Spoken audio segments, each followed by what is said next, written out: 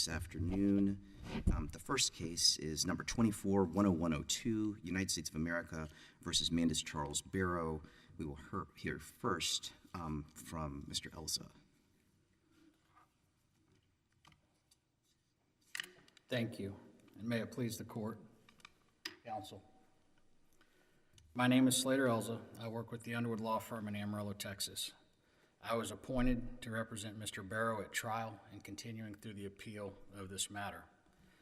As the court knows, Mr. Barrow was charged in a superseding indictment with 3 charges: a conspiracy to distribute methamphetamine, count 2, distribution of methamphetamine, which will be referred to as the Amarillo arrest, and possession with intent to distribute 500 grams or more of methamphetamine, which will be referred to as the Rome, Texas arrest. After a jury trial, Mr. Barrow was found guilty on all 3 counts and was subsequently sentenced to life in prison.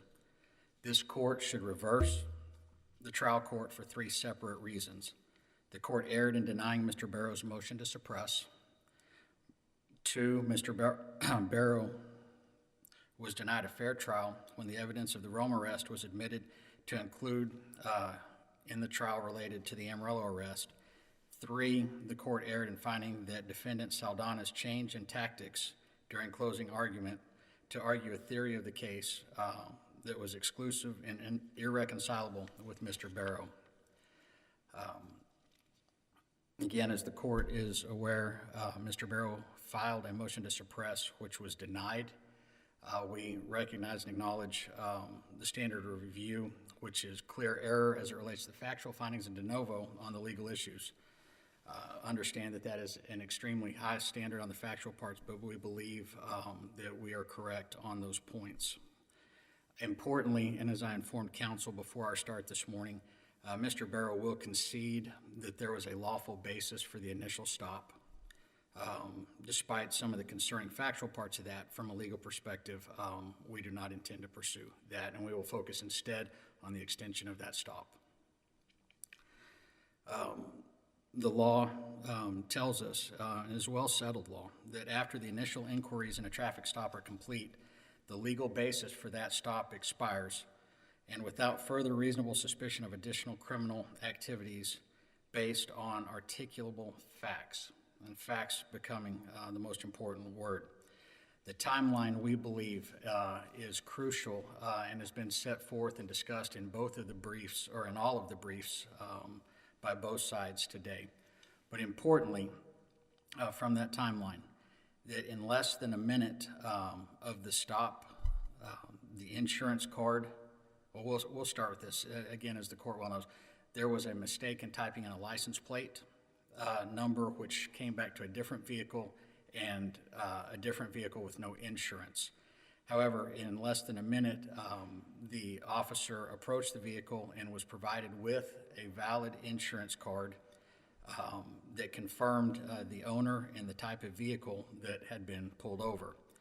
The officer was very clear that his regular practice would be to rerun the license plate. There's been some talk about whether Mr. Barrow is trying to hold the officer to a looking back standard on what he might have done or could have done, but those were his words, that he would normally have rerun that license plate, and that becomes important as we move forward. After he was provided with the valid insurance card, he decided that obviously there was a discrepancy, and instead of rerunning it, he chose a different path to investigate. He decided to run the VIN number. He ran that VIN number 3 times. Each of those 3 times, including within 3 minutes, at 4.5 minutes, and at 5 minutes and 24 seconds of the stop, he got information that confirmed that what he was seeing with the car and what he was seeing on the insurance card were valid. And by 5 minutes and 48 seconds into the stop, he had cleared the warrant. So now becomes the threshold issue that we are looking at here today, and that is, did he have, at that point, a basis to extend the stop? And when you look at the briefing in this, we kind of talk about up to this point, and then we talk about what happened at 15 minutes and then at 16 minutes. And what happened at 16 minutes I don't think really deals with my issue here today. That specifically is when the occupant/owner of the vehicle told a lie about her prior employment or her current employment, depending on how you want to look at that. But what we have to focus on is that 5 minute and 48 seconds, and why is that important?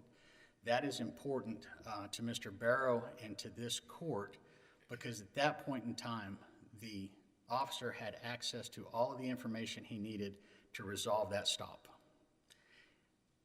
That he chose not to or forgot to do one other thing is really not the issue, because what we have here is from 5 minutes and 48 seconds all the way till 15 minutes, this idea of why are we prolonged. He did absolutely no investigation of the insurance issue, which was the only issue at that point in time, and we think that the law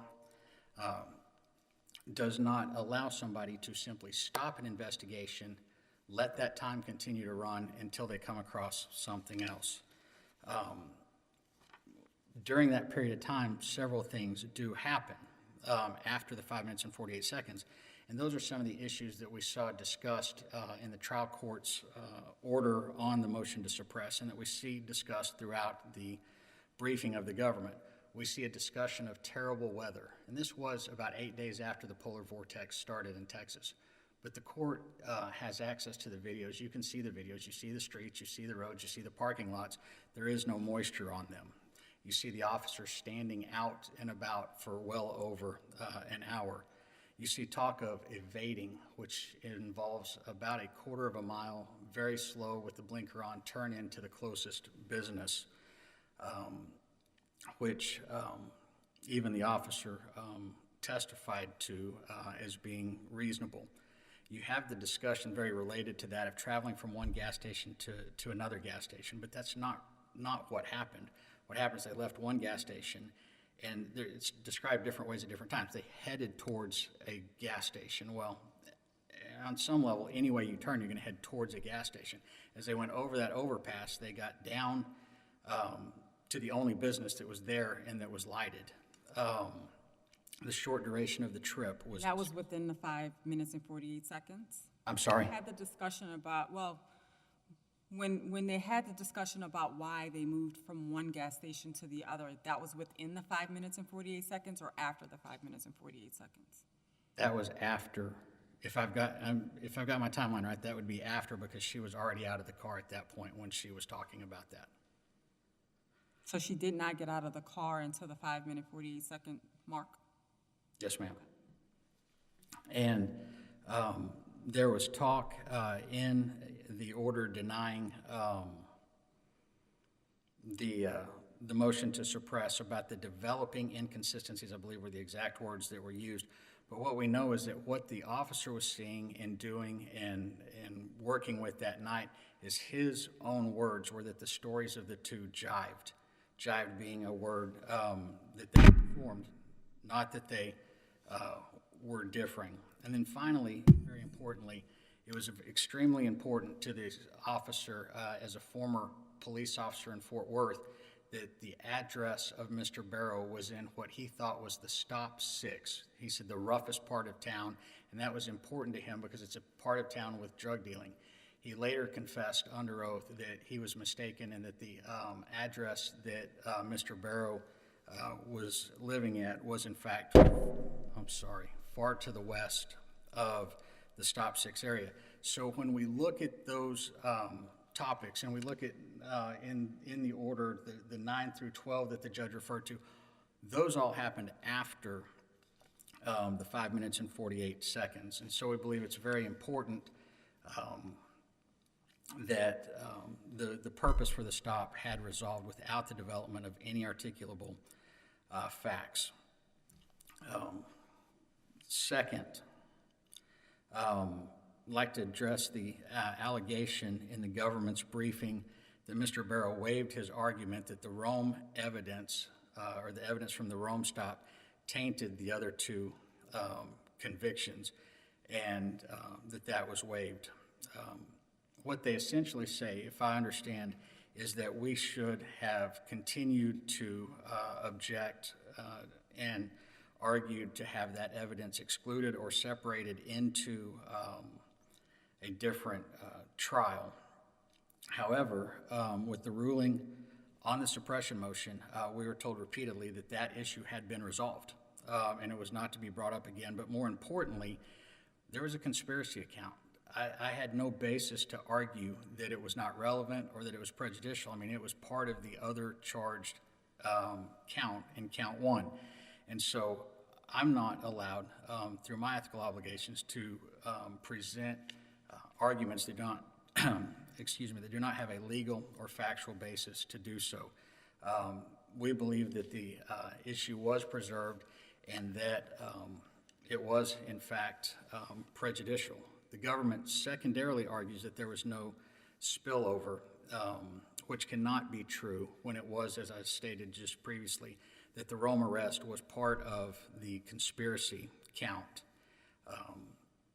The suppression ruling was very, very important because it absolutely affected our strategy, who we called to testify, and whether my client could testify. We believe the law is well settled, that the government is prohibited from making derivative use of evidence that should have been suppressed.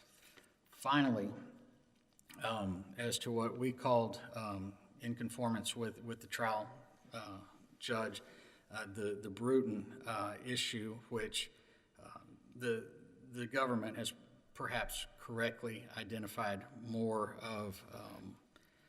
properly as a antagonistic defense claim, but the issues are the same in the way that the court approached these.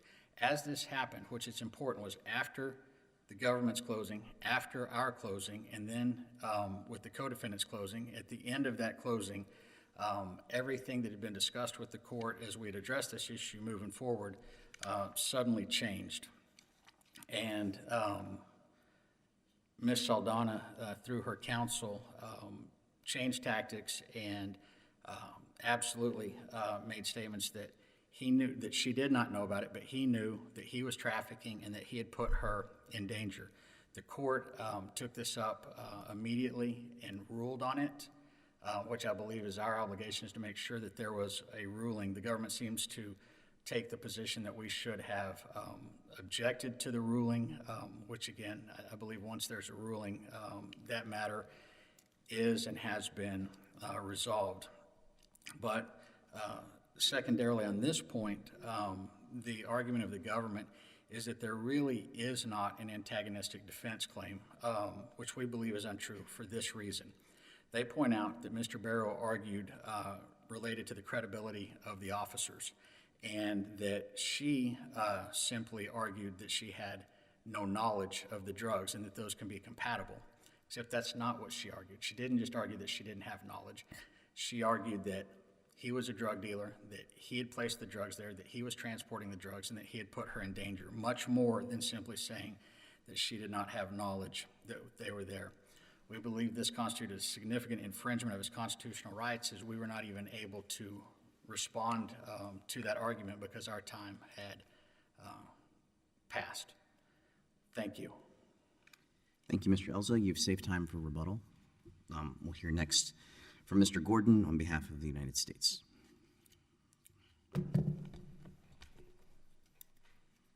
May it please the court, Daniel Gordon for the United States. This court and the United States Supreme Court have repeatedly held that the touchstone of a Fourth Amendment analysis is reasonableness. Here, the parties agree that Officer Moore had a reasonable basis to stop the Camaro. But he also had a reasonable basis to extend that stop after he developed reasonable suspicion early on in that stop that there were drugs in the Camaro. Viewing the facts in the light most favorable to the government, this court should affirm the district court's denial of Barrow's suppression motion. It should also reject Barrow's two unpreserved, meritless trial claims. I'll turn first to the suppression issue, specifically to opposing counsel's argument, which seems to be the crux of the argument today, whether or not Officer Moore should have ended the stop around the 6-minute mark. And the answer to that question is no. And there are a few reasons why. First, by 6 minutes into the stop, Officer Moore had not dispelled his reasonable belief that the Camaro lacked a front license, that the Camaro did not have insurance. And there are a few reasons for that, Your Honors.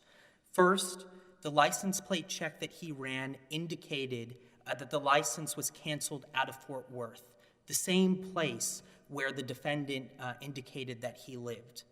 Second, Officer Moore testified at the suppression hearing that it is not uncommon in drug trafficking cases for an individual to do what's called a VIN flip or a license plate change, meaning that they change out the VIN, they change out the license plate in order to not be detected by law enforcement.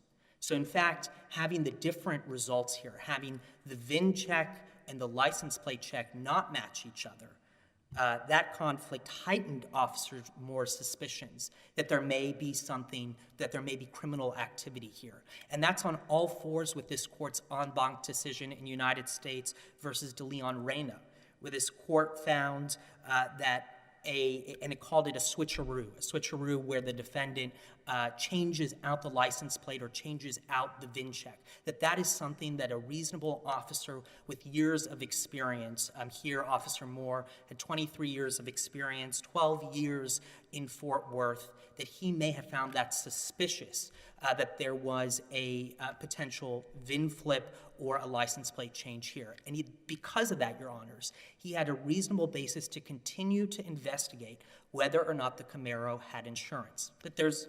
When did the officer dispel his concern that there was a VIN flip? What would be your timestamp for that? Your Honor, he did not. During the course of the stop, and that was Officer Moore's testimony at the suppression hearing, he never dispelled that suspicion until the end of the stop when he was filling out his report and realized at that point that he had misentered the license plate information. But he stops talking about it with Saldana around the 15-minute mark, and it's not like he ever goes back to talk about it with Barrett.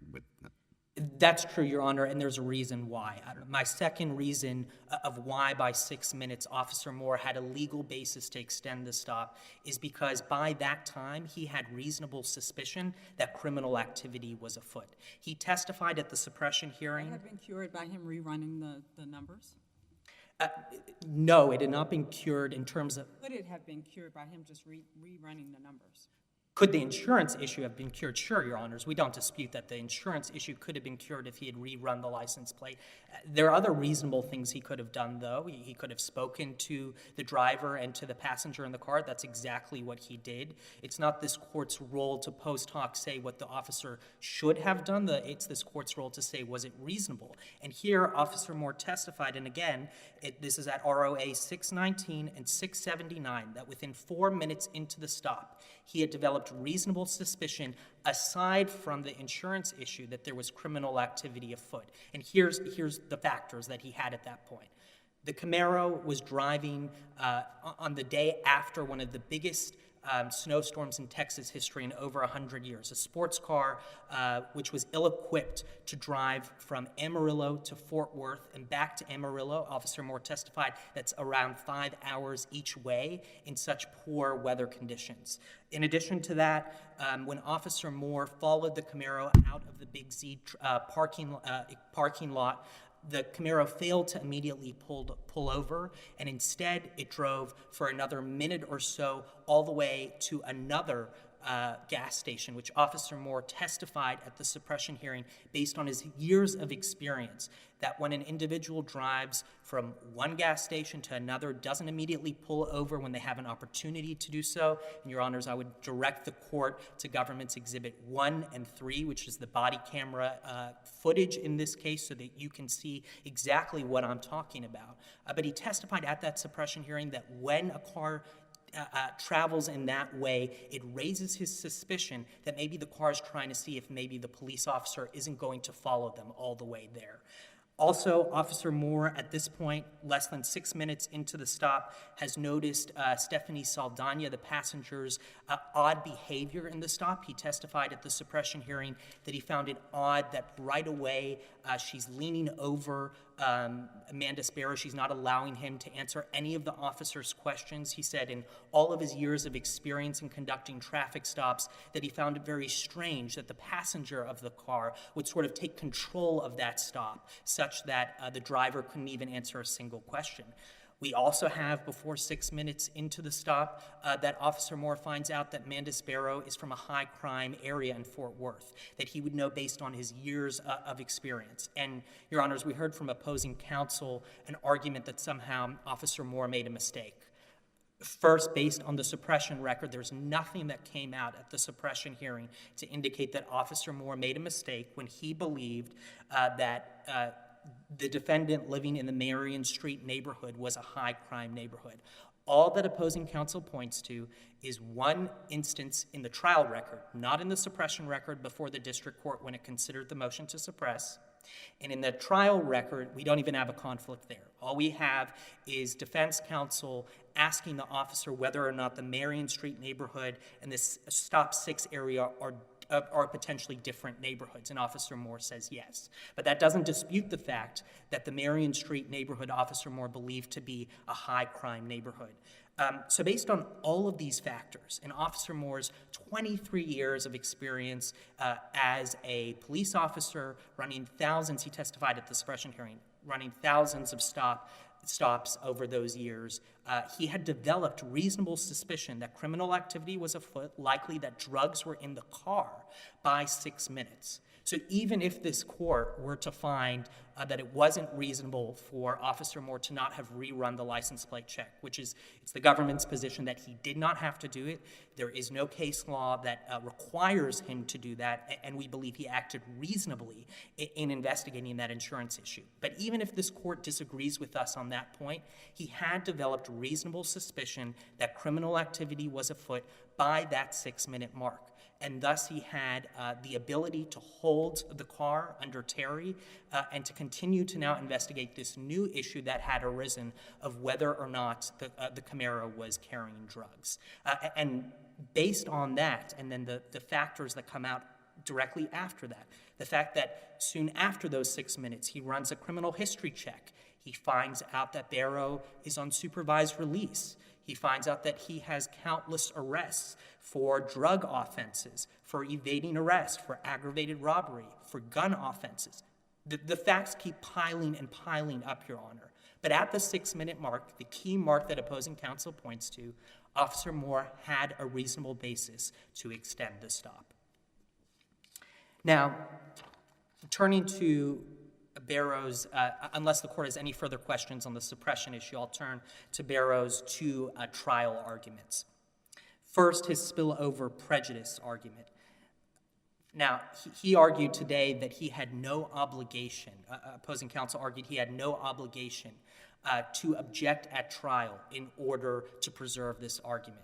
And as we said in our brief, Your Honors, he just fundamentally misunderstands the impact of the court's suppression decision. That decision said that Mr. Barrow's Fourth Amendment rights were not violated and that the Rome traffic stop, methamphetamine, could be admitted in terms that it did not violate the Fourth Amendment.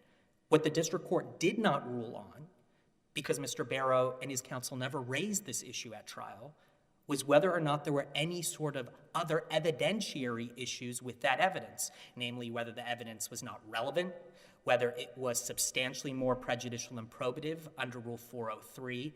Mr. Barrow didn't make any of those arguments at trial, and thus he did not preserve that argument before you.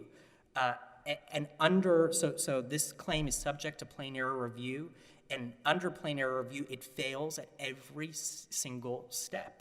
There was clearly no error here in not keeping out the evidence based on 401 and 403. Clearly, the evidence of Mandis Barrow carrying large amounts of methamphetamine in Rome, Texas, was not only relevant to count 3 of the superseding indictment, but was relevant to count 1, the conspiracy count as well. So clearly, there was no error. The district court made no error, definitely no clear or obvious error, in not sua sponte deciding to keep out the Rome traffic stop evidence based on Rules 401 or 403. And it did not impact Mr. Barrow's substantial rights under Prong 3 because he has not demonstrated that had the court excluded the Rome stop methamphetamine under Rules 401 or 403, he would not have been convicted on Counts 1 or Count 2 of the superseding indictment. Your Honors, on pages 46 to 48 of our brief, we detail the extensive evidence that was presented to the jury as it relates to counts 1, the conspiracy count, and count 2, a possession with intent to distribute count, about a separate occasion, not the Rome traffic stop. And Your Honors, we would specifically point this court to Government's Exhibit 37, which was played in full to the jury. That's Mandis Barrow's confession to law enforcement after this separate late December of 2021. He comes in December of 2021, and he confesses to law enforcement to being part of a conspiracy. He confesses to who was part of that conspiracy. He's able to detail the conspiracy in extreme detail, from how the drugs are brought over from Mexico into the United States, how they're distributed and sold in the United States. He's also able to pinpoint where that other incident, the other count, drugs that were found in Vicente Chavez's house. He's able to identify the amounts of the drugs, the packaging of the drugs, the types of the drugs, and how those drugs were delivered to Vicente Chavez's house. That's the other possession count that was before the jury. So based on all of that evidence, it is clear that the jury had substantial evidence, would have convicted him of counts 1 and 2, even if this evidence of the Rome traffic stop had not been presented to them. So he has failed to establish any of the prongs under plain error view. Now, finally, turning to his last argument, his antagonistic defense argument. At the outset, Barrow frames this claim as a Sixth Amendment constitutional claim. It is not.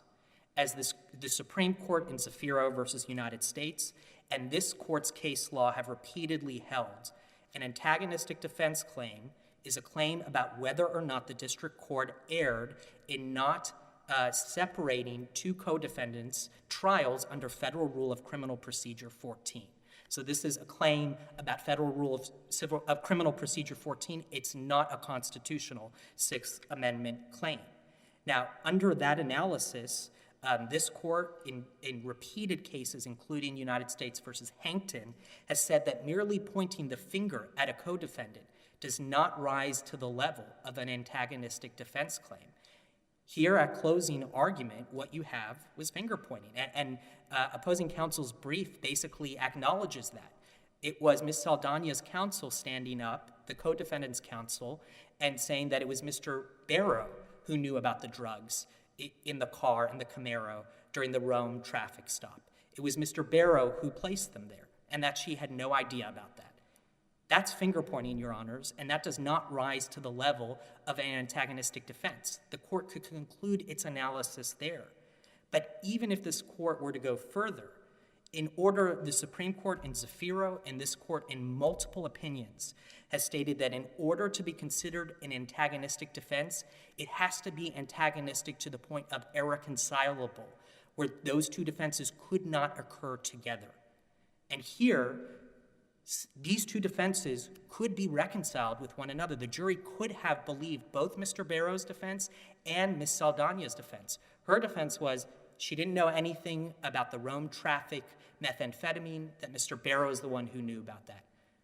Mr. Barrow's defense in closing argument wasn't that it was Ms. Saldana who knew about it. It was the officers didn't act, were not credible in this case. His counsel mentioned not credible or credibility 8 times during closing argument. That was the crux of his argument. The officers were not credible in how they went about executing that Rome traffic stop. And it seemed to be some sort of a mens rea argument. Mr. Barrow's counsel didn't seem to be indicating at closing argument that he didn't know about the drugs or didn't put the drugs there, but rather that he didn't have the intent to distribute those drugs as is required to have convicted him on count 3. So there's no evidence in the record that these closing arguments were mutually exclusive, and thus his claim can also be denied on that basis. Moreover, the Supreme Court in Zafiro and this court again in countless cases has stated that the per se rule is defendants who are properly joined together when they're indicted should be tried together.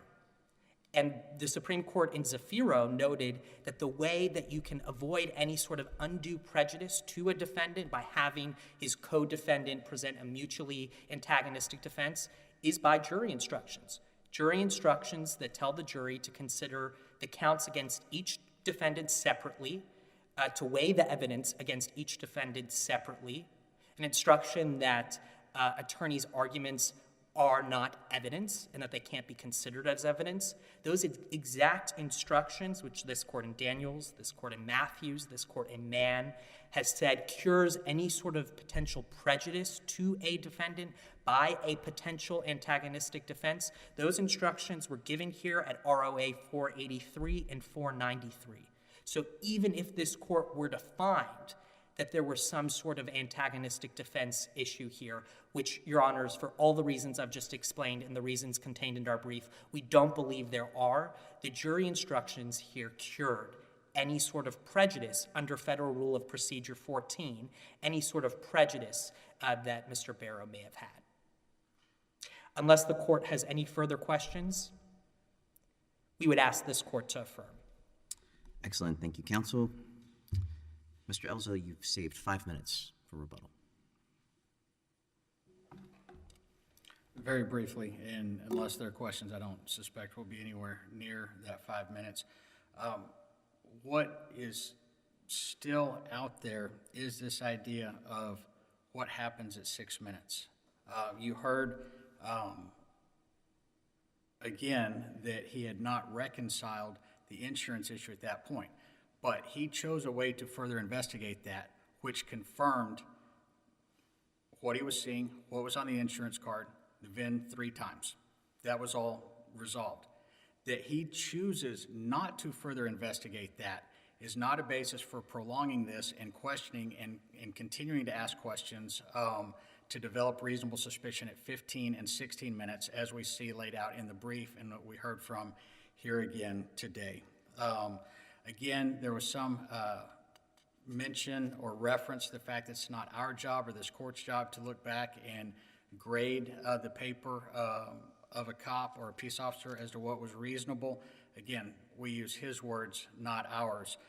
Again, if he would have done those things, he would have had the answer. He chose a different path. He still had the answer, and we don't think that by just stopping the investigation that he can continue to extend it. We thank you for your courtesies here today and allowing us to be heard. Thank you. Mr. Elza, thank you. The court notes that you are court-appointed, and we are deeply grateful for your service to the court and the country, and your service to your client. We appreciate your candor with us today, and thank you again for your presentation of an excellent argument.